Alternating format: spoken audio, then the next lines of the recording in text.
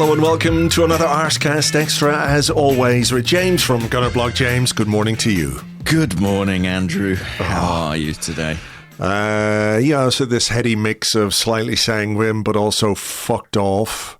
Do you know what I just did before we started recording? I went back to listen to the start of the Arsecast Extra when we last lost a League Cup final to Manchester City in 2018.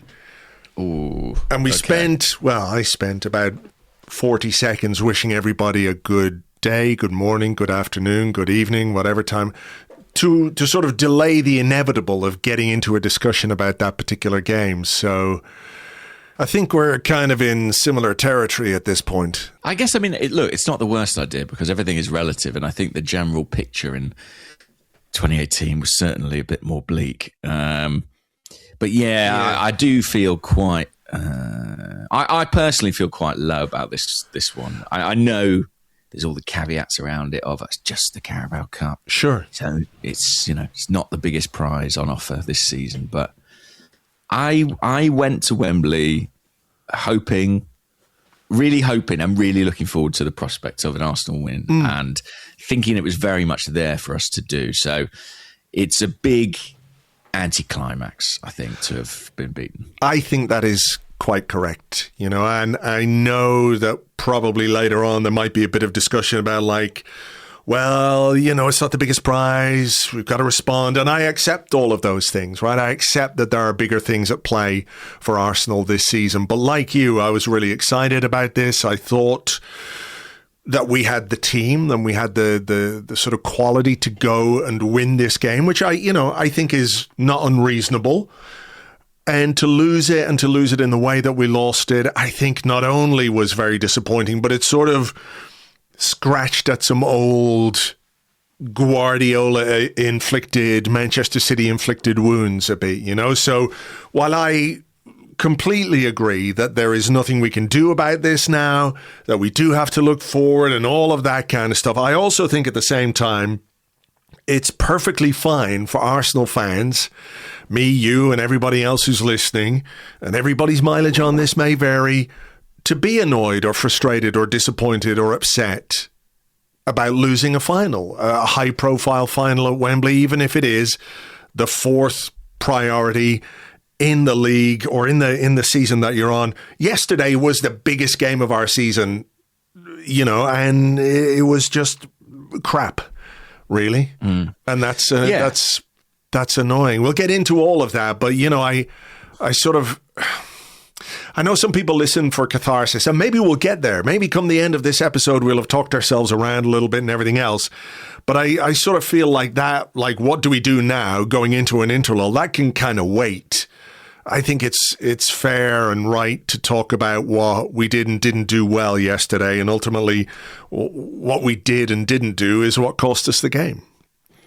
Yeah, and also it can be pretty cathartic to just sort of have a bit of a moan about losing a big game. Yeah. And look, it may prove to be just a parting shot from Pep. I know you say it opens some old wounds, and who knows, this may be a footnote in some respects on the overall season, but it was painful on the day. It was very painful on the day. It still hurts, I think, this morning. Mm-hmm. And to be honest, what grieves me, what annoys me as an Arsenal fan is I'm irritated that this plays into all the narrative that exists around Arsenal as kind of nearly men. And look, we may put that right come May, but it does mean another 2 months probably of putting up with that sort of talk. And that's 2 months too long for my liking. No, yeah, I think that's fair. We had a chance. I think it's one of those that if we win it yesterday, everyone's going to say, well, they still have work to do. Nobody, proves anything by winning the Carabao Cup, and it's that sort of double-edged sword. But at the same time, it kind of gets the monkey off your back a little bit. It had been 6 years since Arsenal won a trophy. It's, heading up on 6 years now. But, this was an opportunity to lift some silverware. And I think we talked, about what that might mean in terms of maybe lifting some of the pressure from the title race, but also for these players, for this team that's come very close and has been very, very good and very consistent, whatever issues you might have with how we play. But generally speaking, this has been a hugely consistent team that I think everybody recognises is capable of doing better than they did yesterday.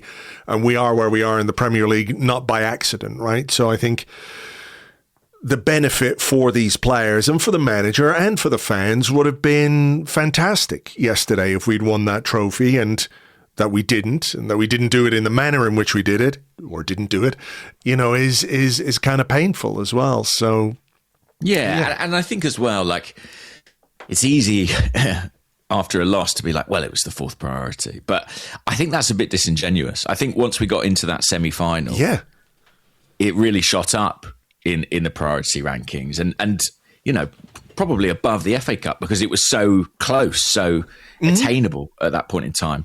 And I actually think, even though Arsenal, are still fighting on multiple fronts and have bigger prizes to play for, I think this was a bigger game for Arsenal than it was for Man City. I just think after 6 years without silverware, the opportunity to end that way and win something had greater significance to us than another League Cup for City. So, so I think it makes it doubly disappointing to underperform in the way that we did, and indeed to lose in the way that we did. Yeah.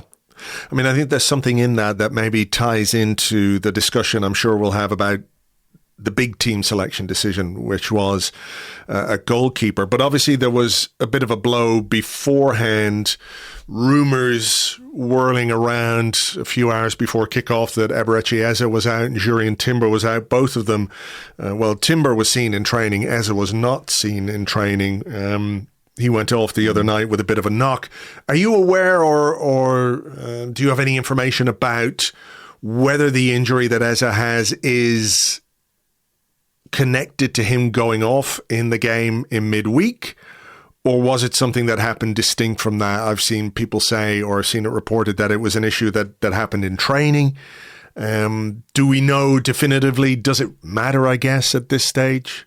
Good question. I mean, I know it's a calf injury. My assumption was that it was the one he picked up against Bayer Leverkusen. It was that he had that kind of run where I think he ended up going it alone, having an attempt at goal when he had options either side. He sort of ran half the length of the pitch and then was withdrawn. My assumption it was connected to that, but I don't know definitively. I mean, Mikel Arteta said he's due to have another scan in a few days. I guess maybe they're waiting for some swelling or inflammation to clear. But he has withdrawn from England duty now.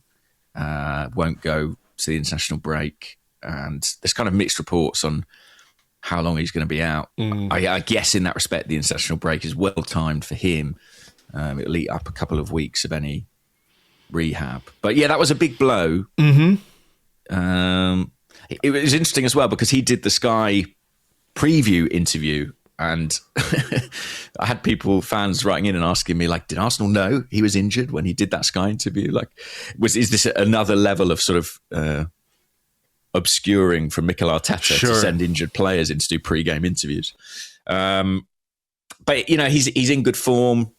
You've all read the headlines about this being his time of year. Wembley has kind of been his stadium as well to a certain extent. So look what he did in the FA Cup final last year, Yeah, exactly. So that was a blow, especially, I think, in the wider context of Martin Odegaard not making it either.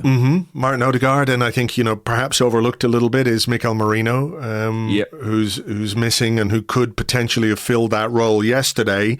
It meant that Kai Havertz came in. And listen, it's not a bad replacement per se, but I also think if we're looking at Kai Havertz and thinking about where he's been best for Arsenal, it has been further forward rather than in midfield. I like Havertz. I prefer Havertz up front than in midfield. And I think, an issue that we had yesterday, certainly without Odegaard, without Eze, was a lack of technical quality.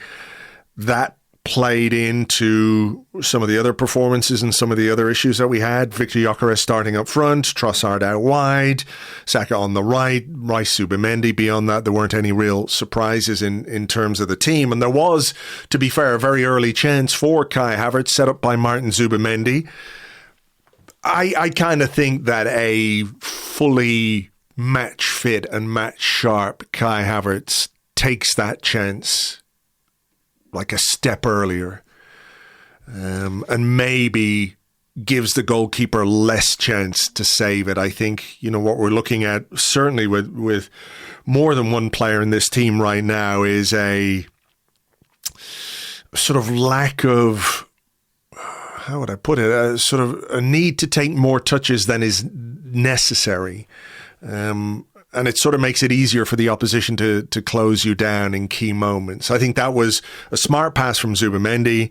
Havertz saw the goalkeeper coming, tried to lift it, but I think he could have taken that shot a bit earlier. Maybe a Kai Havertz that had been playing all season rather than a Kai Havertz who's just been back and in and out of the team for the last few weeks takes that chance differently. Yeah, it's a really good chance, isn't it? A nice little first-time pass from Martin Zubimendi through to Kai Havertz. I think Trafford gets out quickly and smothers the ball effectively, but yeah, neither Havertz nor Saka, who had a couple of follow attempts, really managed to get any lift on the ball, and I think that was what was required in the situation. I actually think the third save from Trafford is maybe the best. He sort of pokes out a boot to get to Saka's rebound attempt, but yeah, big moment in the game. And I thought we started pretty well, I have to say. I thought, it was a very direct approach at times, but it was one that seemed to have City a little bit on the back foot. Gyökeres had a couple of good runs into the channel. And in that first 15 minutes, I felt all right about what I was seeing. I think as the half went on, City came back into it. And actually, maybe I'm over-indexing it slightly, but I feel like the booking of Hincapie was quite a big moment in that half, because their threat then seemed to come predominantly down that side. Yeah, I think that's fair. I think it's quite a harsh booking as well. I agree. On Hincapie.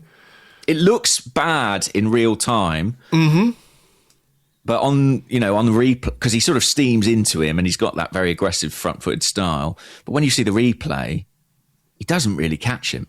No, not at all. It seems odd, to sort of put a shift in the game down to a yellow card for a left back, which is, not uncommon. But before the yellow card, possession was more or less equal, 52 to 40 or 53% City to 47% Arsenal. After the booking and until half-time, possession then went to 32% for Arsenal, 68% for Manchester City. So it's, listen, maybe it's as you say, over-indexing the impact of that, but certainly City came down that side a bit more. I think Hincapie struggled a little bit, although it took until the 44th minute for City to have their first attempt on goal. Like, City made it really difficult for Arsenal to play in the areas that we like to play. But Arsenal also made it very, very difficult for Manchester City to create anything of note. And the first effort was like a Jeremy Doku shot from outside the box, which was fairly easily blocked. And then I think there was a cross to the back post. Haaland got a header, looped it over, but I think he had Ben White and Hincapie basically pushing him out of the way, to be honest. Pretty good defending from Arsenal. So it wasn't as if all that possession for Manchester City was putting us under a great deal of pressure. I think we held them at bay defensively really, really well, although you could see maybe the seeds of how we might struggle because of the way City set up when we had the ball at the back, right? That line of four players, which was designed to cut out the passing lanes, which I think we struggled with in the first half a little bit, but certainly after the break struggled with a great deal more. Yeah, I mean, if you're on social media, you will have seen the kind of compilation videos of City deploying this tactic. Have you seen them? No, I haven't sort of had the gumption to watch those again, because I saw it in real time, and that's kind of enough for me. to be I mean, honest. when you see them kind of compiled together, it is incredibly striking. It's sort of a staggeringly simple but highly effective move from City, where they sort of play in this almost a 4-2-4 block, and seem to sort of say to Gabriel, Saliba and Kepa, yeah, you can have it. You can have it. And try and play through this. And we couldn't find a way. We tried a few options. Like I saw Bukayo Saka dropping deep and central, almost into a kind of number 6 position to try and help us get out. And I think it's an area like this where someone like Martin Odegaard would have been incredibly useful. I think for all the talk about Kepa's mistake on the cross, this might be where we missed David Raya most. Absolutely, because there is that focus on the mistake, and we'll come to that, and it's a terrible moment for him. But I do think the issue with the ball at feet was a difficult one for Arsenal to deal with. It's not just on the goalkeeper, to be fair, but you wouldn't have been privy to this, I guess, because you were in the stadium and you were working. But on TV, in the second half, there was a moment where, City started that second half really well. Arsenal started the second half badly. We allowed City to push onto us and we couldn't really get out. We kept giving the ball away and we couldn't play it through the lines when we did have it. There was a moment where Kepa had the ball at his feet and he sort of rolled it this way and rolled it that way and rolled it the other way. And let me just say, for the record, by the way, I find it quite frustrating when David Raya does this as well. Yeah. But on the commentary, maybe the worst part of yesterday was me actually agreeing with Gary Neville, who was saying this is not helping Arsenal at all. It really is not helping. And I think we maybe have to take into account as well, there was a moment with Kepa when he came out of the box early in the second half and picked up a yellow card for a foul on Doku, which, I don't know if that sort of increased the jitters on him, but it certainly increased the jitters on me when he had the ball at his feet. Yeah, it's frustrating, isn't it? I mean, I think back to the Everton game at the weekend, right? Exactly. I think we talked about this, yeah? We talked about it. But what Everton did was press. They pushed forward and Raya had the ability to play the pass to Gabriel, and we talked about Gabriel's good pass over to Mosquera, and from there we get the goal, right? But City didn't press.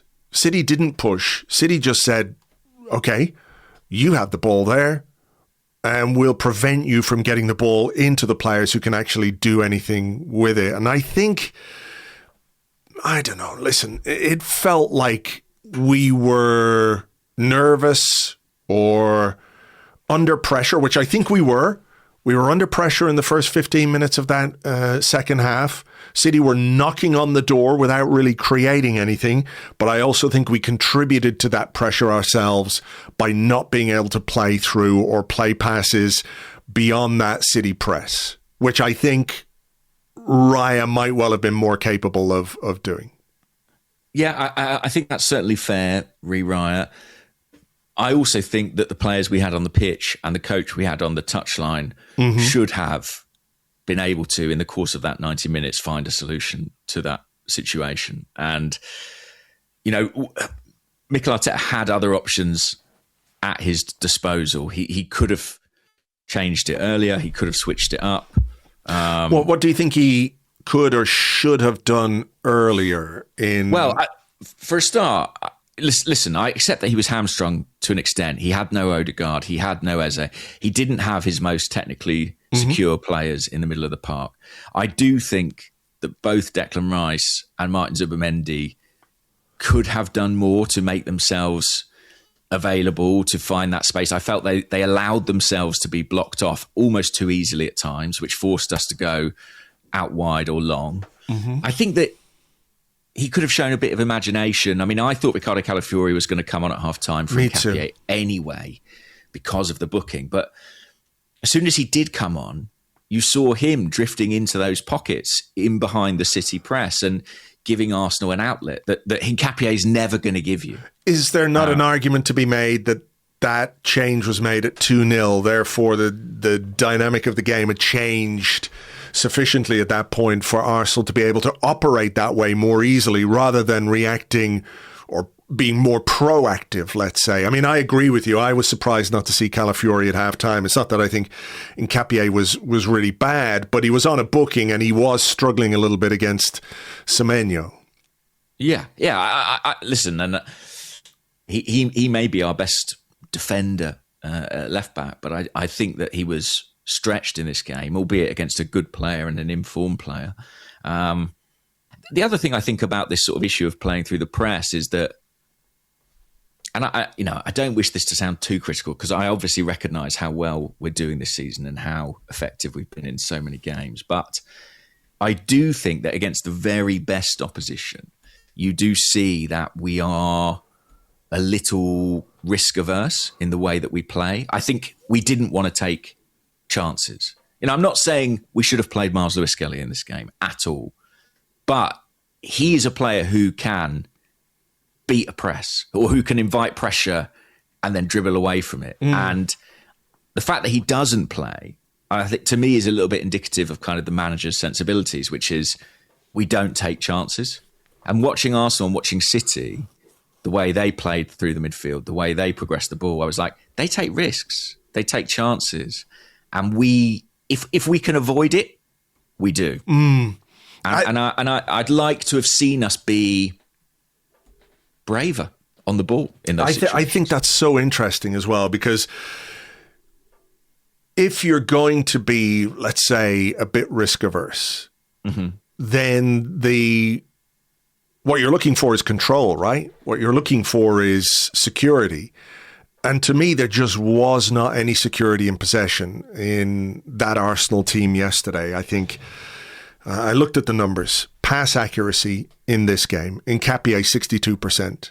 Zubimendi 69%, which is low for a guy in his position with his quality, I think. Havertz 55%. Trossard 61%. Gyökeres 43%.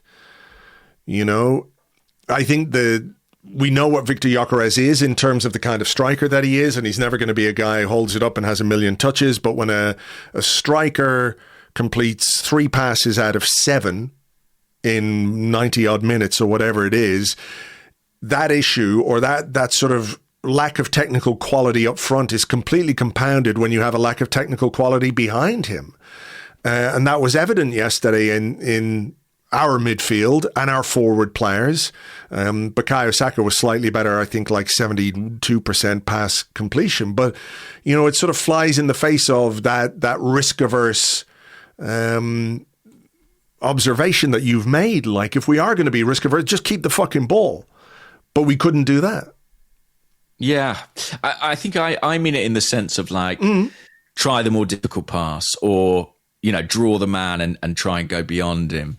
And again, that comes down to quality. I just don't think we had whatever it is, whether it's, I find it hard to believe it's talent level. I think it's kind of a mixture of instruction, conviction.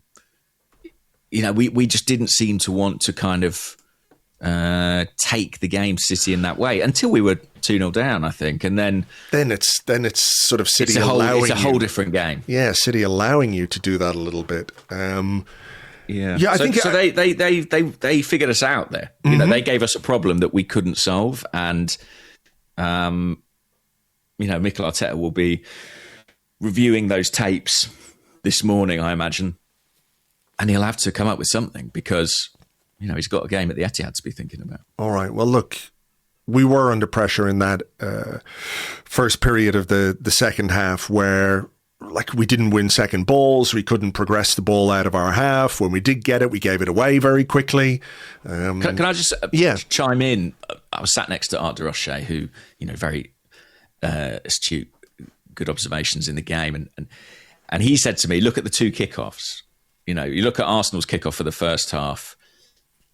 Big high ball, up and under, 5 players running up the right-hand side. Ball went out of play. City's kickoff for the second half, played it short, knocked it about, gave everyone a touch on the ball, grew into the game, grew comfortable, gained control.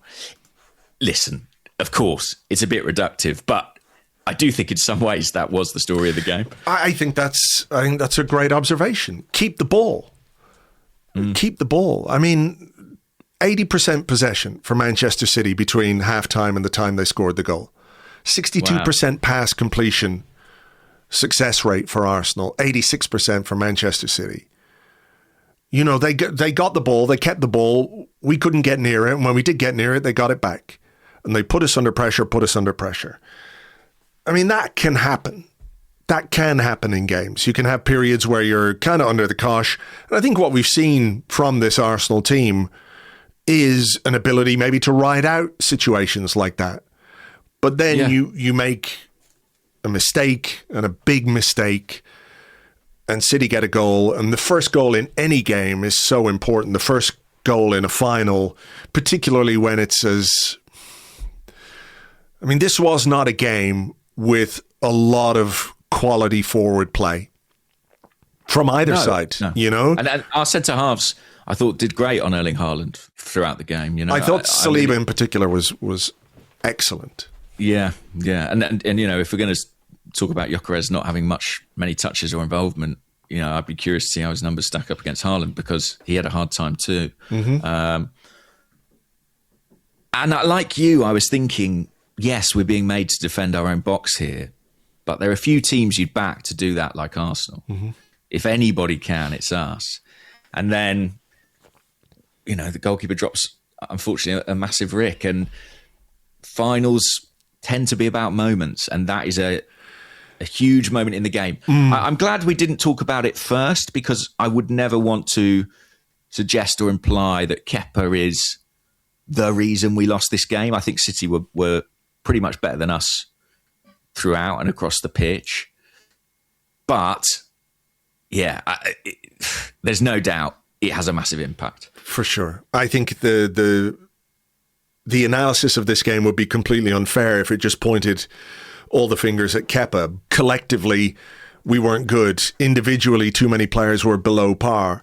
But I can't escape the notion or the idea that the spotlight on the goalkeeper and the goalkeeping choice is one that, you know, it's a risk. I think it's a huge risk to pick your second choice goalkeeper in a cup final. And you talked about this game maybe meaning more for Arsenal than for Manchester City, and I think that's right. Pep picked his second choice goalkeeper, which some people are saying, well, you know, look, Pep, he picked his number two. His number two is a £35 million goalkeeper, by the way, that they bought in the summer before they bought Donnarumma. Yeah. But I also think there was more at stake for Mikel Arteta in this game than for Pep Guardiola. Pep Guardiola's won the League Cup more times than any other manager now. I think he'd won it 4 times until yesterday, and that was number 5. Arsenal were looking for a first trophy in 6 years, and Mikel Arteta was looking for his first silverware with this iteration of his team. So I think for him, it was far riskier to pick his second choice goalkeeper than it was for Pep Guardiola to pick his. Because Pep can just say, well, I've won this tournament loads of times, and Arteta didn't have that safety net of success, the track record of trophies that Guardiola has for making that decision. Where did you stand before the game? I mean, I think we all thought that he was going to pick Kepa, right?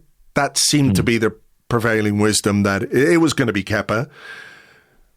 I would have picked David Raya. I'm not the manager of Arsenal Football Club. I can accept that there are man management issues and squad management issues and decisions that managers make which they feel are for the good of, I don't know if everyone is the right word. This felt to me like a sentimental decision from a manager who very, very rarely makes sentimental decisions. And ultimately, it's a risk. And if that risk backfires, which it did yesterday because of that Kepa mistake, then you have no place to hide, regardless of how you want to try and justify it post-game. Totally. And mistakes happen, and anyone can make an error. You know, David Raya could well have made an error. But I think Mikel Arteta got this one very wrong. And I, I'm occasionally accused of being sort of someone who sits on the fence or is mealy mouthed. I have a really strong opinion on this. I think this was absolutely the wrong call. And listening to Mikel Arteta afterwards, he said, I have to do what I feel is right, which is honest and which is fair. And I was like, who are you? And what have you done with Mikel Arteta? Like, it's a terrible time for this manager to grow a conscience because, he is an utterly ruthless coach and has been so ruthless across 6 years at Arsenal that to develop a sentimental streak for Kepa, of all people, I just don't understand. I take the point about City played Trafford, but as you say, they bought Trafford before Donnarumma. I think he was told he was going to be number one at City, and then Donnarumma arrives. Trafford is also the future of the Manchester City goalkeeping position, if they can keep him. Kepa is absolutely not that. No. Kepa is a guy who was brought in to be a backup, who's already 31, who, frankly, I think there's a decent chance won't be here next season anyway, because he'd probably want to be a number one somewhere sooner rather than later. And why we've made this degree of investment, sort of emotional investment in him to give him this game, I do not know. And the other point about Trafford, by the way, is that Trafford's actually better on the ball than Donnarumma. Quite a lot better on the ball. City can play their game with Trafford in goal. Arguably, they can play it better. We can't play our game. Well, yeah. We can't conduct our build-up as well with Kepa as we can with David Raya. And I just think it's a final. You've got to pick your best team. David Raya, not only is he your best goalkeeper, he's been one of your best players. So I don't get it. And a lot of Arsenal fans I've spoken to do get it, and they say, you've got to be fair to Kepa. But I mean, the responsibility Mikel Arteta has isn't to Kepa, it's to the team in general. How many times have we said on this podcast, whether you agree with the decision or not, we've always sort of made the point that Mikel Arteta will do whatever he thinks is the best thing to win a game of football, right? Yeah. A player left out, a player brought in. You can always, I think, whether it goes right or wrong, count on the idea that in his mind, he made decisions that he thought were the best ones to try and win a game of football. And I don't, for the life of me, understand how you can apply that criteria to the selection of Kepa over David Raya yesterday. Like, the responsibility was to win a trophy for Arsenal. And if that means Kepa is a bit sad at the end of the day, sorry. We have one of the best goalkeepers in the world in David Raya, who hasn't been perfect all season. He has made mistakes. And as you say, goalkeepers can make mistakes. But I think when you're going into a final, when you're going into a big game like this, he picked Rice and Zubimendi over Norgard, who played quite a lot in the EFL Cup, right? Why? Because they are better than, on paper, and people might argue whatever in the cold light of day to day after the way they played, maybe it's a more difficult judgment call to make. But I think if you're picking a team, if you're sitting down and picking your team, are you picking Rice and Zubimendi over Norgard? Yes. Why? Because, they're better players, or capable of giving you more, right? So you pick your team in midfield, in every other area where you think this is the absolute best choice. This is the best player I have for this position. That can't apply to Kepa. And I don't want to go in like two-footed on him. He made a mistake. Mistakes happen. It was an awful error from an experienced goalkeeper, by the way. I mean, I don't want to downplay it. I think it's a really, really crap piece of goalkeeping from him. But that happens. But as we said, there's no hiding place for the manager when you make that decision. Like, at the worst, what you want if you make that decision is at the end of the game, nobody's talking about Kepa because, he was sort of neutral. Arsenal won the trophy and you're like, well, doesn't matter now in the grand scheme of things. But when the worst happens, and that's the sort of worst potential outcome for making a risky decision, is that the player who nobody other than you would have picked for this game makes a mistake which basically hands the impetus in a cup final to Manchester City.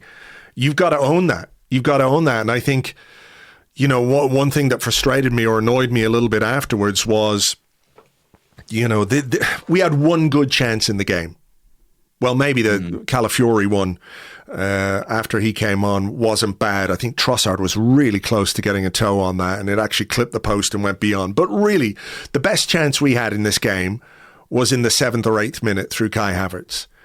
And I feel like Mikel Arteta's tendency to over-index that moment, that attacking moment where he goes, well, you've got to take those chances, games, fine margins, blah, blah, blah, when actually we should be focusing on the fact we didn't make more chances like that. I don't really get the sort of... I can't square that circle of like being critical of not taking one chance, but defending a decision which ultimately backfired on him. Yeah, I mean, he loves that one, Mikel, especially if it's Gabby Martinelli who's missed the chance. He always names him. He always goes, yeah, Martinelli should have scored. It was Havertz this time, but he does like to kind of point out a solitary miss in a game. Yeah. I think, actually, believe it or not, I haven't finished on Kepa in that. What I would hang on. I'm just going to go make a cup of tea, put my feet up here, and let you get stuck in. What also annoys me, I think it's a great point about Norgard, by the way. Like, he plays the first 3 rounds of the cup, and then we never see him in the competition again. There's no sense of like we have to reward an outfield player. I don't even think Kepa played well in the competition.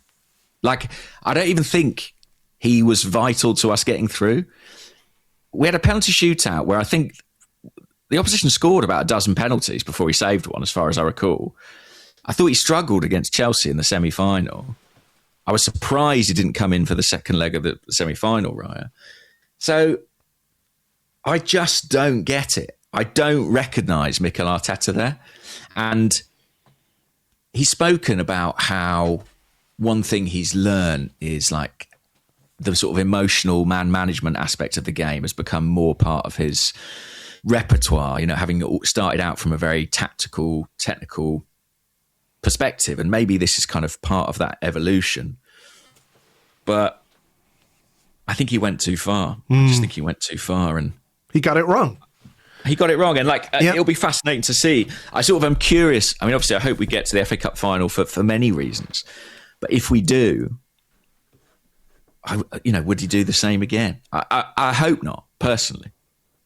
No, I mean, I think this has to be an aberration because it's so out of character for him not to be ruthless, as you say, or to make the tough decision for the benefit of the team.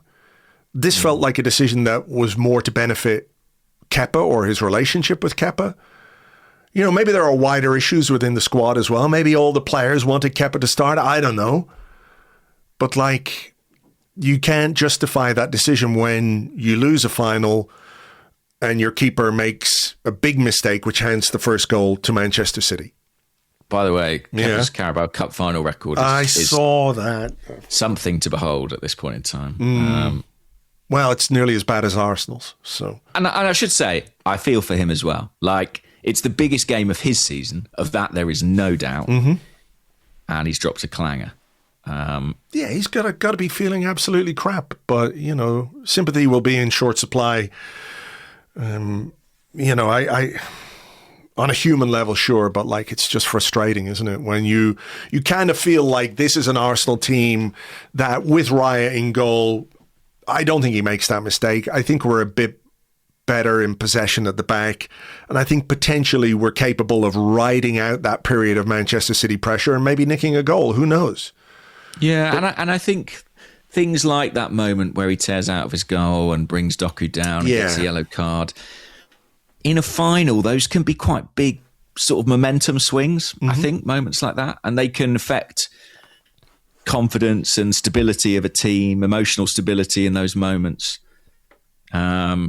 So yeah, I think he was definitely a big factor on the day. The second goal, I mean, again, you look at both of these goals, and like I said, it was not a high quality game from an attacking perspective, from either team. City were gifted the first goal. I think the second goal is very, very preventable as well. I think Declan Rice should immediately engage the player rather than point at Gabriel. Gabriel sort of stands there a little bit. We don't do enough to block that cross coming in. And Nico O'Reilly runs off the back of Bukayo Saka, who's quite flat-footed and heads home. 2-0, 2 goals inside, 4 or 5 minutes. And that really felt like game over. And if the first one was a gift, I think the second one, defensively, Arsenal were well below the standards that they've set this season. Yeah, I think it was too easy for City down their right-hand side. And Nico O'Reilly makes a run from close to the halfway line, really. He's pretty much untracked. Martin Zubimendi is the closest to him, gets overpowered, really, at the back post. And at 2-0, I think I turned to Art and said, that's the game. Mm-hmm. Against a team of this quality, that's incredibly difficult to overturn, I think. I'm just looking at the goal again. I mean, he runs off Saka. It's not, Zubimendi's at sort of, oh no, it's Saliba there. It's Saka. It's on Saka, that one, for me, rather than Zubimendi. Just unaware. I mean, it's good movement from Nico O'Reilly, and I think the header's very good as well. It just guides it back across, but I think we have to do more to stop that cross coming in the first place, Yeah. But yeah, you're right. Sorry, I was getting confused about Zubimendi. I think that was maybe the first goal. Zubimendi on the first goal. I mean, again, he had no chance really to react because of the mistake. But yeah, 2-0. I was like, I don't know how we're getting back into this one. We did make a couple of changes. Calafiori came on, was positive. Madueke came on. I don't really have anything positive to say about what he did. It was quite a chaotic. Yeah, but not bad. It was bad chaos, not the good Yaya Sanogo off the bench Wembley chaos that we kind of needed. I mean, we did have moments, we should point out. I mean, that Calafiori volley, as you say, clips the post. Gabriel Jesus comes on and heads against the crossbar. But, it never looked like we were going to trouble City, really, to be honest. And I think they were pretty comfortable. And when you consider some of the defensive absences that they had as well, it was disappointing. No Diaz on the day, Gehi cup side.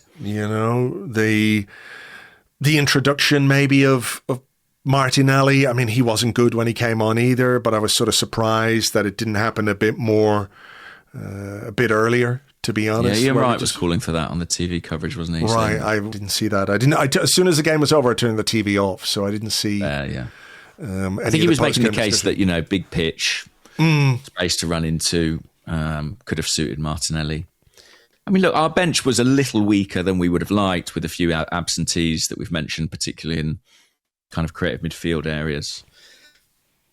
Starting Havertz as well, and Gyökeres, I think, left us without maybe the dynamism from the bench that you'd want in attack. I think as well we had players who sort of, Havertz and White, who haven't played a great deal this season, kind of ran out of steam a little bit, and overall, I just think, I think we have been the most consistent team in this league. I think in some ways we're the most complete team when you look at kind of every facet of the game. But I think when City turn it on the ball particularly, I think they're better than us. I think they're a level above us in terms of their use of the ball, their ability to keep it, move it. And they did turn it on for about 20 minutes in this game. They really turned it on after half time, and that was enough. We sort of aided and abetted their win, with the way we defended and with the mistake from the goalkeeper. Like, they were better, and they certainly were on top in that opening period of the second half. But God, you can't do what we did and expect to win a final. And I think you put yourself in a position where it becomes too difficult to react. The options weren't there on the bench. I do think there is a wider discussion to be had about midfield and about who we had in midfield or who we didn't have in midfield. I know he's come in for a lot of stick this season, but Christ, if you couldn't see what a fit Martin Odegaard could potentially bring to this Arsenal team yesterday, we missed him. We missed him, and we missed Eberechi Eze, and I sort of have this maybe crazy utopian fantasy idea of an Arsenal team where you could play a deep-lying midfielder, but you could also play Odegaard and Eze behind a striker, where you really, really increase the technical quality in the opposition half without losing too much defensively, because this is a really well-organised, generally very well-disciplined team, but which I think is just a bit,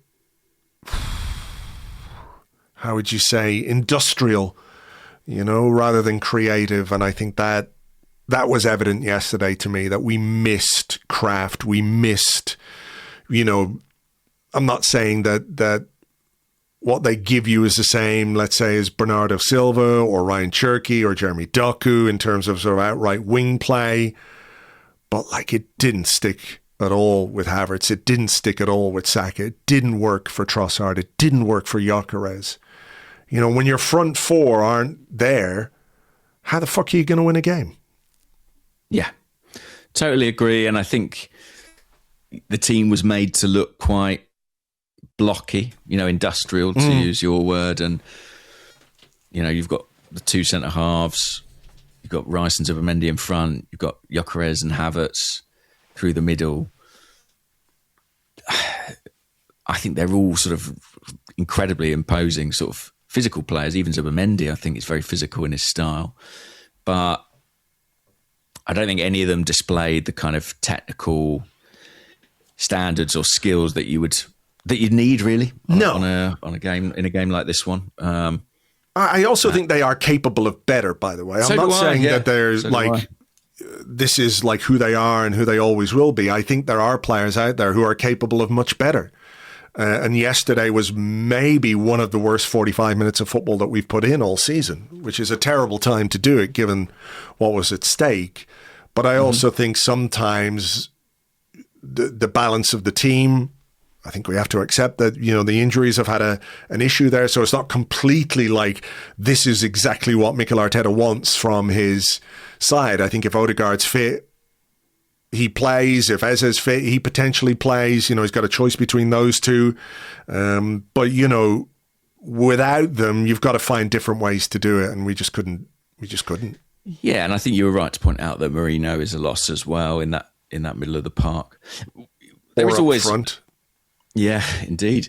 Well, there is always a kind of symbiotic relationship as well between how well you play and how well the opposition play. And I had Art to my left, but I had Sam Lee on my right, our Man City correspondent. And, he said this is the best City have played this season. And we have to bear that in mind. I think this was a really, really good performance from their perspective. And granted, that some of that's on us. But I think a lot of their players turned up. I thought Rodri bossed that midfield, to be honest with you. I thought Bernardo was as elusive as he is annoying.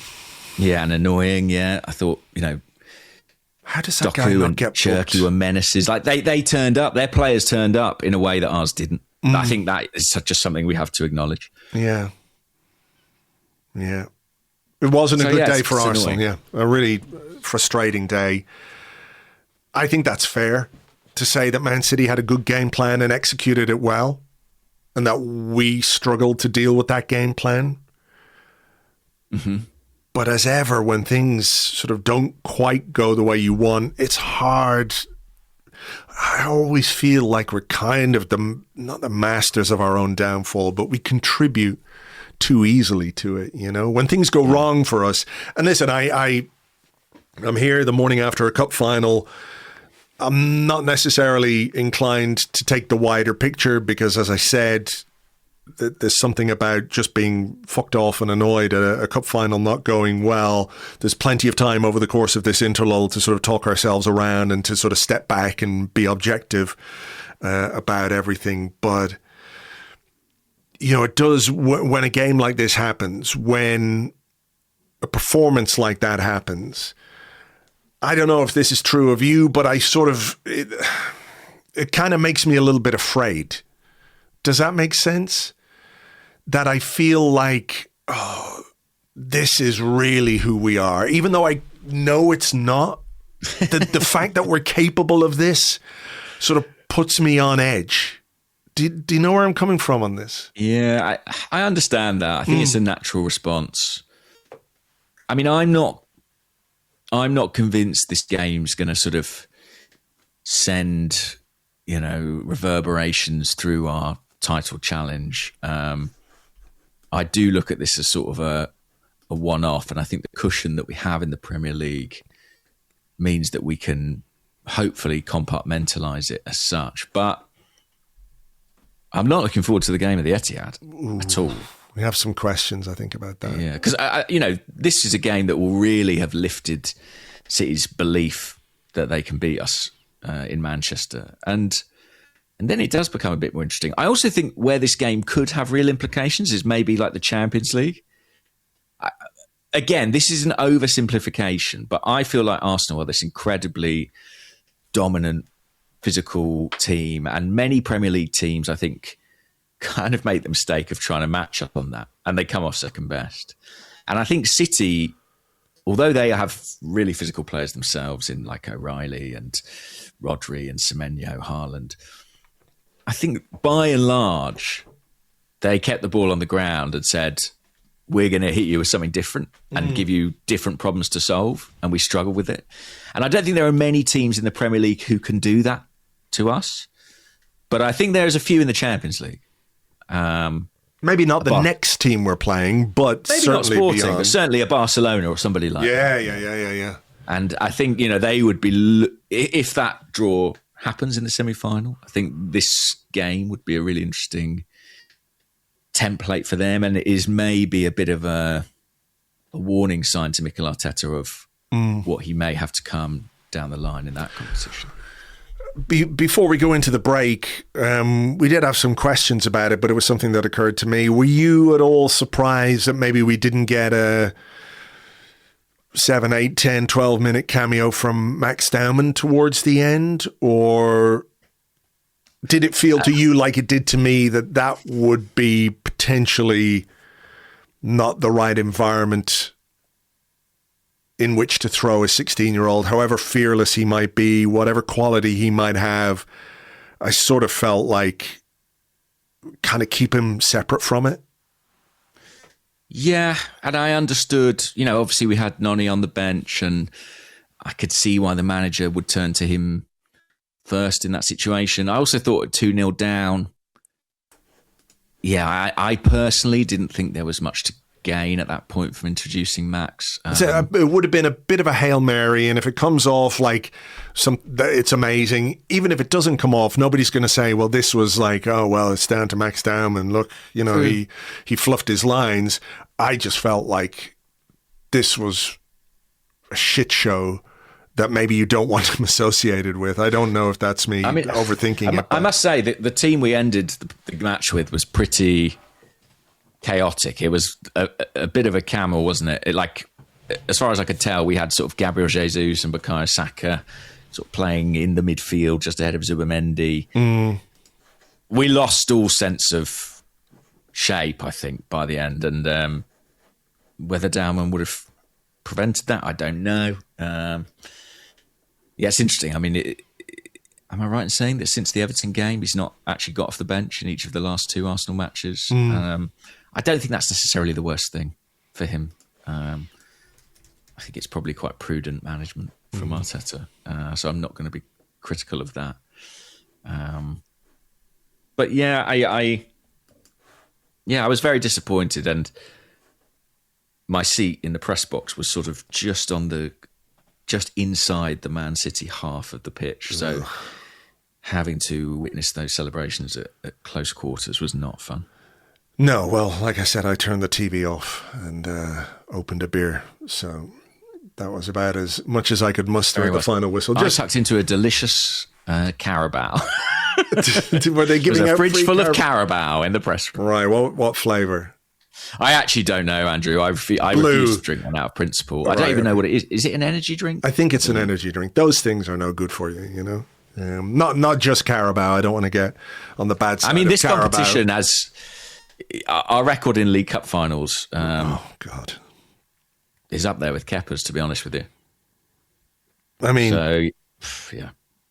Next season, you know, play the kids, play the kids' grannies, play whoever. Just let's not put ourselves through this again.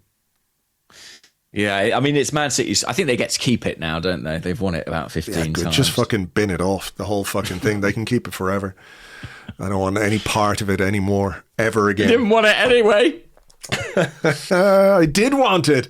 I did want it as well. I know it's not the one. Yeah, I know it's not the one, but when it's a final, this is what I always said. Like, everyone's like, well, the Carabao Cup's a load of shit. Who cares about the Carling Cup? But, you know, you're at Wembley. You're at a cup final. It's a big day out.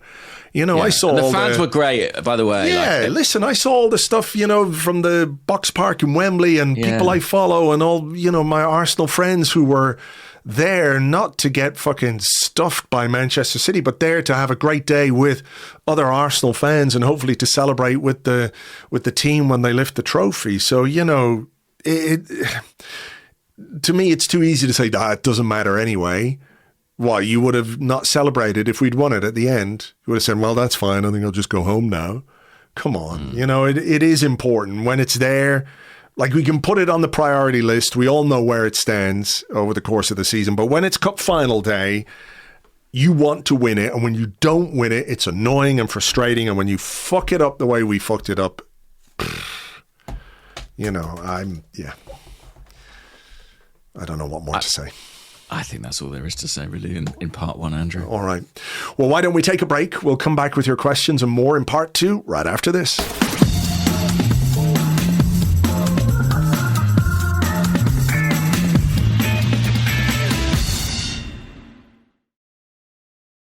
Welcome back to the Arsecast Extra. This is part two of the show where we answer the questions that you sent to us on Blue Sky at gunnerblog.bsky.social and at arseblog.com. Also on the Arseblog Discord chat server, which you get access to if you are an Arseblog member on Patreon. I know we had the big Kepa discussion in part one, but I did think this was kind of interesting from Jimbo on the Discord. He says, I feel like I'm in the minority. You definitely are. Definitely are. But Not on this show, that's for sure. I think starting Kepa was the correct decision, and a mistake doesn't change that. Definitely in the minority here, Jimbo. Anyway, he says, if we don't provide our backup goalkeepers with reasonable expectations, i.e. playing all the Carabao Cup games, then we can say goodbye to having a decent backup goalkeeper and be stuck with the likes of Runerson or Turner. It's a dogfight out there, dog. I'm interested to know your thoughts. So a bit sort of adjacent to the Kepa discussion, more about the number two goalkeeper thing. Yeah, I mean, I hear that. I hear that point. My view on the number two goalkeeper is it's a high turnover position. And I don't mean Kepa just kicking the ball to other people. I mean that it's impossible to keep a good number two for any length of time. And actually, Mikel Arteta's time at Arsenal kind of underlines that. I mean, Emi Martinez was the number two, sold pretty swiftly. Bernd Leno became the number two, sold within a year. Aaron Ramsdale became a number two, sold within a year. Matt Turner, within that time, came in, went out again. I think if you get a goalkeeper who is genuinely of any quality, you're probably going to lose them within 2 years. And I think, unfortunately, if you want a good backup goalie, that is just a reality that you have to accept. Either, your alternatives are you get someone who's very young, who is going to be patient. But I think even with that, you reach a kind of bottleneck in terms of games where they probably have to go out at some stage. Or you get someone who's older and no longer, necessarily has that drive and ambition to be a number one. If you want a guy who's kind of in prime, like Kepa, I think they're here for a good time and not a long time. And I think that's sort of how you have to. I think it's frustrating and it's difficult, but it's a difficult spot to fill. And I think you just have to accept that having a backup goalie who you can keep happy for 5 years, who's good, it's not really going to happen. Punny Chat Name on Discord said, Raya's had his best season for us this year and clearly has gone up a level. Do you think it's coincidence that it coincides with Kepa being his best competition? If that's the case, is it worth not winning the Carabao Cup to get the Raya performances we've got in the league and the Champions League? Like, I don't necessarily draw that line, but I thought that was an interesting question as well. Yeah, it is an interesting question, and I'd love to know what David Raya thinks. Do you know what I mean? Like, I know he's had some other priorities outside of football this week. Congratulations to him on the birth of his child. I don't think that would have impacted in any way on selection. Obviously, he was with the team in the hotel, with the group over the weekend. But I'd love to know what he thinks. Like, maybe he's gutted. Maybe he really wanted to play the final, but maybe he thinks Kepa deserved it. They're friends. It's a unique dynamic that exists between goalkeepers. They train independently the vast majority of the time. They train at considerable intensity, and they all know that come the weekend, only one of them's going to play. And we have seen, we speak about it as kind of unusual sentimentality from Arteta, but it is a position where he has applied that sentimentality elsewhere this season. He brought on Tommy Setford as a substitute against Wigan. So I think between Mikel and the goalkeeper coach, Iñaki Kanya, who I think will have been certainly heavily involved in discussions around this decision, maybe there is a feeling of to keep this group going, to keep them motivated, we have to afford them all opportunity. And I know Kepa is liked at Arsenal and he's a popular guy, and maybe that played into Mikel's thinking. I still maintain that in a cup final, you pick your best team. I mean, Kepa's not played a minute of Premier League football this season. So clearly, Mikel doesn't believe him to be at David Raya's level, in my mind. Should the opposition be taken into account? If you're playing, yeah, that's true. I mean, if you're playing, I don't know, a mid-table Premier League team, let's say a Brentford, and with all due respect to them, or somebody like that gets to the Carabao Cup final, does it become easier to make the Kepa decision than if you're playing essentially the best team the Premier League has seen for the last however many years, with all the caveats and asterisks and 115 asterisks and all that? Should that be a factor in the manager's thinking? Yes, I mean, it was pointed out to Mikel on Friday at the press conference that he played in the 2014 final, and Lucas Fabianski was selected in that one. But I would say two things to that. Number one, my overriding memory of Lucas Fabianski from that game is him tearing out of his goal in the right wing back position. Oh my God! The amazing viral video that did the rounds there as well. Yeah, and we did concede 2 offset pieces in that game, so I'm not sure you can argue it went particularly well. But number two, we were playing Wigan. You've got to take the context into consideration. This was Man City, the other, I think, outstanding team in this league. And as I said at the top, I think it was a huge game for this club. I think it was a game we needed to win, to be honest. We've waited too long for silverware, and we're not in a position to be deprioritising any competition or any final, any trophy. So, yeah, I'm still of the same mind. Obviously, we're not privy to the internal politics, and Mikel was not repentant, was he, in his press conference? But I do think an FA Cup final. I mean, we had a question here about Southampton.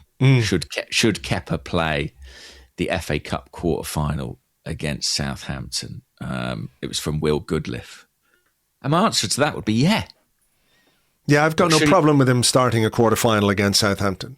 But it's a quarter final, and it's against Southampton. Yep. And in my head, I'm like, what is the worst case scenario? In my head, the worst case scenario is Kepa's really unhappy, and we end up losing him in the summer.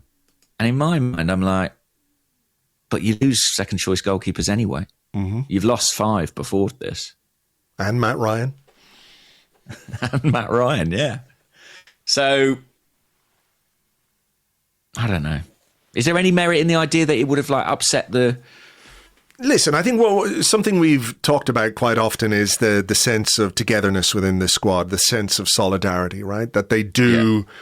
You don't do what we've done to this point in the season without everybody being together, right? And united and solidified and all that kind of stuff, right? So I think there is some merit to the idea that a manager has to take that into account to some extent.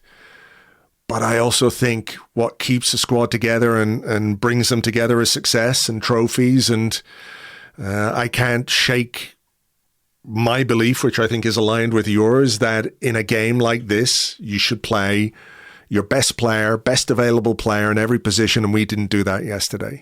No, and in my defence, and I think our defence, this is not hindsight. I've said this all along, that I wanted Raya to play this game. I think we said we wanted Raya to play the semi-finals against Chelsea, not just the final. Yeah. But as we also said earlier, it's not all on Kepa this game. Lots of other players disappointed. And we have questions about those. Go on. Alex Burnham, I think this is an interesting one. Is the Zubimendi and Rice midfield pairing a problem? Seemed to work well earlier in the season, but recently much less so. Is it a symptom of a wider malaise in the team and or the absence of Odegaard and Havertz? Or do we need to consider changing the structure of the midfield to accommodate more creativity? Yes, to the latter, for me. I mean, I've lost track of the pinpoint. But the structure of the midfield has changed already this season, hasn't it? We definitely started with a 6 and 2 8s. Mm-hmm. And we definitely now have 2 6s and a kind of... Sort of 10? a 10-y, 80 guy. Yeah. I'm not sure we've benefited massively from that. I would agree with that. I think, for me anyway, I would prefer to see more the 6 and 2 8s than what we've got from Rice and Zubimendi. I think we've also asked too much physically of those 2 players. Obviously, it's compounded by injuries. There's no Marino to take minutes off them. There's no Odegaard, or hasn't been much Odegaard to take minutes off them. Eberechi Eze has sort of come back into the team recently, but wasn't playing a great deal. So I think there is an element of fatigue to that partnership, that they're not quite capable of producing the form that they did show earlier in the season. I mean, I think, Zubimendi's in the spotlight and he wasn't great yesterday. He did make that chance, but I think he looks like a guy who is sort of spent in a way. He looks gassed, doesn't he? He does. And I do wonder, maybe if you sort of simplify his role, if you make him a 6 and make him a bit more metronomic. I'm not saying his job is easy, but he's a hard-working player. But we're also asking him to defend, and we're asking him to get forward, and we're asking him to make a difference in the opposition half. And he can do it. He scored goals. He's popped up. He made the chance yesterday for Havertz. It's not like we're asking him to do things he can't do. But what I think what we're doing is asking him to find a physical level he's not capable of at this moment in time. Declan Rice on TV after the Bayer Leverkusen game in midweek. What did he say? First thing he said, I'm shattered. That's the first thing he said. Yeah. Like they're absolutely knackered. Whether you think Norgard is good enough to start games at the business end of the season ahead of these two guys, I don't know. But is there a way in previous games that Norgard could have played a bit more so these guys aren't quite as tired? I do think the absence of Odegaard is a big factor in this, because he does, maybe he is a little too, how would you say, not quite risk averse, because I don't think that's necessarily it. But, you know, we've talked about Odegaard dropping deep a bit too much and you want him to play more in the opposition half. But I think what he brings you is a sort of, he's a connector in midfield, right? He connects play from one side to the other side. It might not always be effective, but we feel like a unit in midfield when he's there. And right now, and certainly yesterday, those midfield parts felt distinct from one another rather than part of a particular combination or unit, if that's the right way of putting it. So I don't know how we change it at this point. Hopefully Odegaard's back after the interlull. I think the Eze situation could be maybe longer than people like. We don't know, but we'll have to keep fingers crossed on that. But I think there's got to be a way to try and change that midfield dynamic a little bit.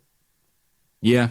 And I would not rule out dropping Declan Rice into that number 6 position either. I know he brings a lot more to the game, and in some ways I think we've missed those kind of driving runs forward in that inside left channel.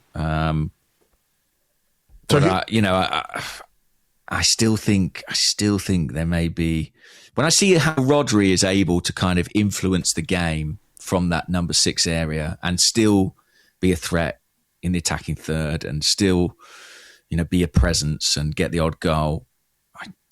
I do wonder, like, are we sort of avoiding the obvious to an extent with Declan Rice there? But well, I'm partly saying that because I think Martin Zubimendi looks like a guy who needs a rest, to be honest with you. Who are you playing then? If you are dropping Rice into the 6, where are your 2 8s, for example?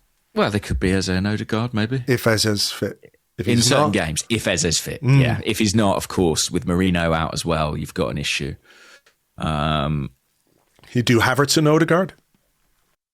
I mean, Havertz is another one who looks like a long way from properly fit to me, you know, and that for understandable reasons. But he doesn't look like he's 100%. With Zubimendi, I sort of have this.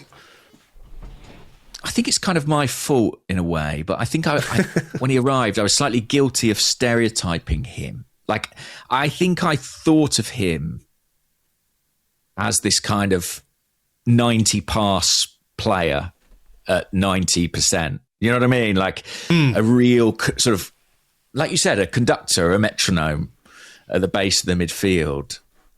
And I feel like at the moment, he's more of a sort of he looks like more of a broken player, like a guy who's sort of a bit more scrappy in there and picks up loose balls and, you know, connects the dots, but he's not Jorginho. You know what I mean? You mean beefing with Chapel Rowan? That's the big Arsenal story of the weekend, no doubt. But yeah, he's almost like sort of like people hate comparisons, but like a sort of higher ceiling Lucas Torreira. He sort of feels like to me, and I think I was guilty of sort of profiling him as he's going to be the guy who sets the tempo on the ball, and now maybe he can be, but I would say at the moment he's not really doing that in this team, and I think the midfield look like they are lacking that. And actually, I think whether he plays as an 8 or a 10 or even deeper, I actually think Martin Odegaard probably is the guy who can bring that to the team, that kind of conductor quality. I think we sort of need that. Yeah, no, I agree. I think we need Odegaard back and we need Eze fit. And then there are ways for the manager to sort of reconfigure his midfield. But, you know, without those two guys, it is very workmanlike in there. But I sort of agree with you on Rice in the 6, in that I think listen, Rodri is one of the best players in the world in that position. But I also think there are certain things he does in that position that maybe Declan Rice could look at and not necessarily just copy what he does, but not everything has to be at 100 miles an hour. Do you know what I mean? You just have to kind of be there. And I'm not saying that's easy either. You have to read the game and be aware of where your teammates are. But there is a sort of, what do they call Declan Rice? The horse. Yeah. Because he never fucking stops running. And that is a great quality. But sometimes Sometimes static, you don't need to gallop. You can just trot. Yes. Or even canter a little bit, you know? Yeah. And I feel like with Rice and Zubimendi at the moment, there's a bit of duplication there. I think this discussion based on yesterday is tricky because we were without so many important midfield players who could have brought more balance. So I have some sympathy with Mikel Arteta. I don't think there was necessarily another way to go yesterday, but I do think moving forward, I think there are definitely tweaks that could be made to the midfield structure. Okay, let's have this question. Oh, okay. If that's all right. Yeah, sure, go for it. It's from the non-flying Dutchman. It says, on a scale of 1 to 10, how worried are you about Saka? We've just given him a new contract on bumper wages, and it seems like he's lost most of his athleticism. Do you think this is just who he is now, or will an extended break after the World Cup help fix him? Cheers, lads. When is Bukayo Saka going to get an extended break? I mean, the only way that happens is for England to crash out of the World Cup really, really early. And even then, it's not an extended break. It would just be a slightly shorter break than... I wouldn't put it past us. I have faith in Thomas Tuchel to do that for Arsenal, sure. I mean... Yeah, we had loads of questions about Saka. Freddie LJ on the Discord. Is there a conversation to be had about Saka? He's not been right since his injury. Have we rushed him back? I think I leave the contract thing to one side. Yeah, that's fair. Because, you know, I've seen that sort of suggested about, it's gone a bit Aubameyang or a bit Ozil or whatever. But he only signed the contract about 3 weeks ago or whatever it was, right? So I think it's way too soon to talk about the contract being an influence on Saka's play when the issues that he's been having of late, I think, have predated that contract, right? Mm-hmm. To me, he looks like a guy who has lost half a step, whether it's to do with the injury, whether it's to do with form, whether it's to do with confidence, maybe a combination of all of those things. What set Bukayo Saka apart and what made him so effective was his ability to find that half a step for a cross or a shot, to put the ball in a dangerous area. And too often now, I see him take an extra touch, take an extra step before trying to take that shot or make that cross or play that pass. And, I mean... it's hard not to draw the parallel, isn't it, between how much he played for Arsenal and for England and the hamstring surgery that he had, and think it's caught up with him. It's difficult not to draw that conclusion. I don't have all the information. You don't. We don't have the data, but we can see with our eyes that the Bukayo Saka that we've seen this season is not quite the same as the best version of Bukayo Saka that we can all remember. I think it's also fair to point out that, you know, there were games last season when he returned from that hamstring injury where he did really well, scored at the Bernabeu. Let's not forget, you know. So my suspicion is that it's something not necessarily unique to this season, but I think it's potentially overcomable, but right now, his form is not good. And I think you can see the decision-making or the ability to get the ball out of his feet as quickly as he did in the past is not there. And that's a problem for a player like him, because I think that is basically his superpower, right?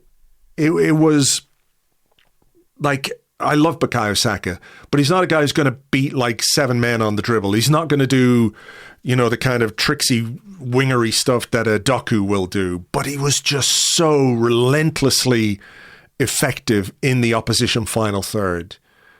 And he can't really produce that at this moment in time. What do you think?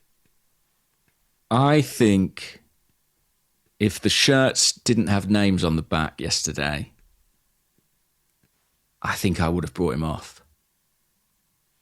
I think if I was watching it, objectively, I think I would have changed him. For who? This is the problem, though. Well, I think for and listen, Madueke came on and wasn't great, but for Madueke or Dauman, I just mean if I was looking at areas of the pitch and thinking like, where do I need more? I did find myself looking at that right wing, and in the first half, he was playing sort of in front of me. That's kind of where the press box was. And there were times where I sort of looked at him one-on-one with Nico O'Reilly, who's not a natural left-back. He's a bit of a Lewis Skelly in that respect. I think he played as a number 10 in the academy. And I found myself sort of willing Saka to go at him. Do you know what I mean? To really take him on, to really push him. And most of the time he didn't. He sort of came back inside, played the pass across goal, looked to the other side of the pitch. And I am worried. Like out of 10, I don't know, nothing crazy. 6 maybe. But 6 out of 10 is, it's a lot to be worried about your best player. Mm-hmm. And he is arguably our best player. Mm-hmm. Or one of our most important players, certainly. Yeah. And yeah, he didn't have. It was another game that really passed him by, and I can't. It's so difficult, isn't it? It's so tempting to kind of put 2 and 2 together. You look at like the hamstring surgery, and you think, what could be the knock-on effect of that? But it does just feel like he's maybe lost. I hate to say lost, because lost feels permanent. Yeah. I know what you mean. But I think, you can also find something again. So that's true. I think for the time being, he doesn't seem to have that burst that I think in a wide player in this league is kind of imperative. Yeah. It sort of goes back to what Mikel Arteta was talking about with the game being man-to-man a couple of weeks ago. Remember where he said, if all the managers agree not to do man-to-man marking, you have a very different league, which is, obvious. But while it is that way... I'm working on that, by the way. I'm petitioning them all individually. Yeah, please stop. While it is that way, though, you need players who can create, what's the buzzword, separation, right, from their marker, either with pace or either with a bit of skill or a bit of movement. And at this moment in time, Bukayo doesn't look like he's capable of doing that on a consistent basis. I mean, a couple of weeks ago, he scored the winner against Brighton, a very, very important goal in a big game that Arsenal needed to win. So I get it when everybody is down after a cup final. It's sort of, you don't want to throw the baby out with the bathwater and everything else. But he is one of those players, when you go into a game like this, right, you're looking at the lineup and you see, okay, we don't have this guy, we don't have that guy, maybe we're not as strong here. But, I looked to players like yesterday, I was looking for Rice and I was looking for Saka as 2 players who you're kind of hoping can really step up, and bring something to the team when they really need it. And again, it's not sort of to blame them for not being able to do that yesterday. I think the issues went kind of deeper. But with Saka in particular, because of his profile and because of what he's done in an Arsenal shirt before now, that there's a standard that he has set that he's not quite at, but we shouldn't forget the standard that he set and the consistency that he produced goals and assists for this football club. I do feel like I recognise his form is not good. He wasn't good yesterday. He hasn't been brilliant. But I also feel like that's kind of overlooked. Like, the reason people are so disheartened by seeing Saka play like this is because we have seen him play so much better so often for Arsenal, and it's kind of sad that, you know, that element is a little bit overlooked. That's all I'll say. Absolutely. And in a lot of the conversations we've had today, I think Martin Odegaard's name has come up. And I understand there's always that tendency to kind of look for the players who are absent and look to them to change things. But I do wonder what Odegaard coming back into the team, as I think feels almost inevitable at this point in time, might do for Saka. I have said that before, but I do think their understanding has been such a pivotal part of everything Arsenal have done in recent years. He could stand to benefit from that too. But yeah, I think it is totally fair and reasonable to be a little bit worried about Saka at this stage. Okay, what about this one? Matt Factor on the Discord says, "Good morning, gents. How much easier do you think that keepy-uppy moment has made Arteta's team talk for the game in Manchester?" And Bergkamp's Boots says, "On a scale of 1 to Martin Keown jumping on Van Nistelrooy, how enjoyable was it to see Ben White smash Cherky after his showboating?" I mean, it was probably our highlight of the game. Yeah, that says a lot about our game. I agree with that, by the way. I was glad to see it, though, I have to say. I was glad to see it. Look, Marley Salmon did it in the Academy game the other day, didn't he, in the Under-21s? That's a bit different, I know. But and I think he got himself in some trouble as well. You know, it's not something footballers take kindly to. You could see Ben White saying that to the City players who were taking objection to it. And he was like, well, what do you want me to do? Like, what do you expect me to do when he does that on my side of the pitch? If a matador waves the red flag, the ball is going to charge. Fucking right, yeah. I think any of us would be the same. Anyone who's played football at any level, when someone's taking the piss, you know, you can't really have that. No. So I totally feel that. I have to be honest and say, I wish we were the ones doing the keepy-uppies. Well, that's, yeah. You know what I mean? Like, sure. I to bring it back to that point about the kickoffs, it's like, on some level, like, I do wish we had a guy who could walk around the pitch doing keepy-uppies. But we didn't really on the pitch yesterday. And we weren't 2-0 up in a game. And we weren't 2-0 up, of course. And that's the key. That's the key. But, like, I enjoyed the Ben White thing, but it was a retaliation to their superiority. Mm-hmm. And that's painful. Yeah. But yeah, listen, he'd be getting a pat on the back from me. That's for sure. For sure. I liked it. I liked it. I hated that it happened, but I liked that he responded to it. He didn't just sort of let it happen. Who did it? Was it Nani at Old Trafford? Oh, yeah. He sort of ran down the line, and it was Flamini who went sliding. If Flamini had caught Nani there, that would have been a career ender. But he missed. But alas. He missed. At least Ben White didn't miss. Tragically, he missed. Yeah, I mean, listen, we all sort of say, you know, we get on our high horses and like we want football to be a clean game, blah, blah, blah. But I thought it was sort of quite good fun all round, to be honest. That Pep wasn't happy, was he? No, he wasn't. He wasn't. But, you know, yeah.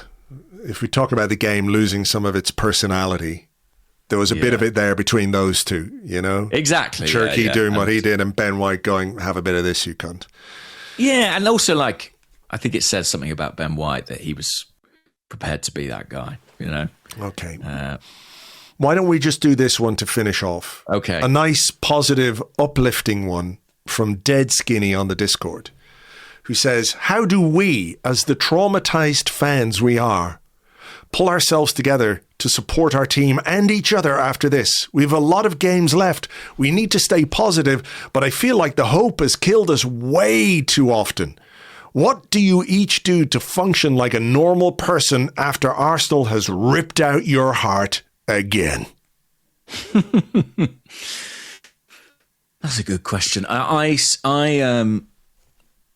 I talked to this Irish man who I know through the internet for like up to 2 hours sometimes. I sit in my bedroom, rocking back and forth, and sort of pouring out my heart. It sounds like the kind of service somebody should be charging for, to be honest. But it does. Business actually, opportunity. Yeah. Any Irishmen out there on the internet, you're lucky us in. Just find a sad Englishman, and there's plenty of those. Pay by the hour. You'll be fucking quids in. Listen, I think as we said at the top, we've got to have our day of being gutted about losing a cup final. Yep. And then I think, the international break, I think, comes at an all right time. It gives us time to kind of process this and refocus. Look. Stew's good. Where do you stand on that about sort of the timing of this and the international break? And do you think it suits us to have this little layoff to kind of lick our wounds and then attack the running? Yeah, I do think so, to be honest. I know there's the idea where you just get back on the horse and everyone riding around on the back of Declan Rice again. But yeah, I do think it probably is. Like if we won it, you go into the international break and it's great and everybody's happy. I think if you are going to lose a game like this, having a bit of time where the players, like, it's not ideal that they're going away. Some of them aren't. Timber, Eze, Saliba pulled out of the France squad, but some of the players are going away. Maybe it's not the worst thing in the world. A few days of separation, get everybody back together, and then start to really consolidate for what is going to be an absolutely intense 6 weeks or 7 weeks, whatever it might be.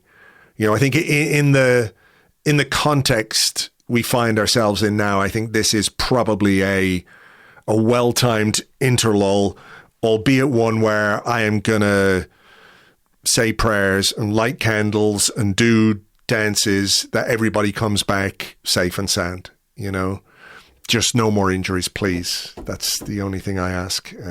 But yeah, I think it probably is useful. You? Yeah, I think so. I think it's needed. I think there are metaphorical and literal wounds to be repaired. And then we come back with a huge amount still to play for. Yes. The biggest prize is very much still on the table. And no more questions about a quadruple. So, well, thank fuck. I mean, it was all just a sort of media construct anyway. It was never anything that Arsenal... It was never anything Arsenal fans were really particularly... No. I mean, it's inevitable that people talk about it when you're in all four competitions, right? But it was never realistic for me. I don't think it was anything the manager or the players really... we're going to win the quadruple. Of course not. But, you fall at the first hurdle, so to speak, and everybody gets a little bit worried. But look, we do have time to sort of, as you say, lick our wounds and come back fighting and hopefully motivated. But that maybe is a conversation for another day, right? Absolutely. And I think, it's a conversation for another day. I thought of something then, and then as soon as the idea solidified in my head, it just floated off out of it. That's fair. That's the trouble with podcasting. Sometimes your brain will just let you down. That's why we've had the longevity that we have. Yeah, I guess. I guess. And there's a beautiful honesty about us leaving this in. Lesser podcasters would edit this. Yeah, not us. But we're purists. That's it. That's it. From the top of the dome into the mic, and sometimes there's nothing to say except... I'd really like it if this bit...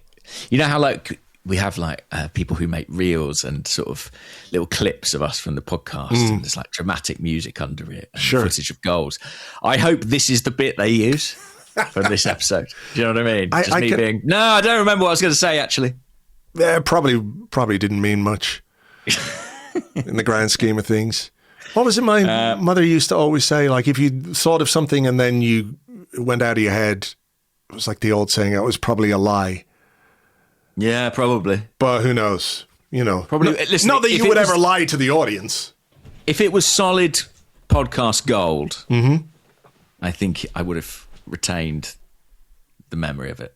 But it was essentially the 2026 Carabao Cup final performance of Podcast Thoughts.